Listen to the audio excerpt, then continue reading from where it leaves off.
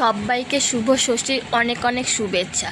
তো সবার পুজো এবার খুব ভালোভাবে কাটুক। তো আজকে ষষ্ঠী আর আমরা দেখছো এই রোদ্রের মধ্যে বেরিয়ে পড়ছে আজকে শপিং করার জন্য। এইদিকে কিন্তু সবার প্রায় পুজো ঘোরা হয়েও গেছে, এমনকি আমিও কালকে গিয়েছি, কিন্তু সেটা শপিং না করেই গিয়েছি। আর এইদিকে রোদ্রের তাপমাত্রাটা দেখতে পাচ্ছ, এবার পুজোয় যে কিভাবে ঘুরবো, মানে বৃষ্টি হলেও জ্বালা, আবার বেশি রৌদ্র দিলেও জ্বালা।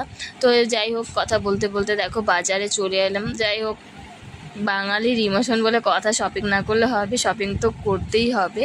তো বাজারে পৌঁছে গেছি। তো আমার বরমশাই গিয়েছে ওইদিকে গাড়িটা রাখতে, পার্কিং করতে। তো এইখানে আমি আর আমার ছেলে ওয়েট করছিলাম। আর ওই যে ওইদিকে দেখো বিজি মানুষ, সারাক্ষণ বাড়িতে থাকলে ফোন আসতেই থাকবে, তাই ফোন করতে করতে এলো।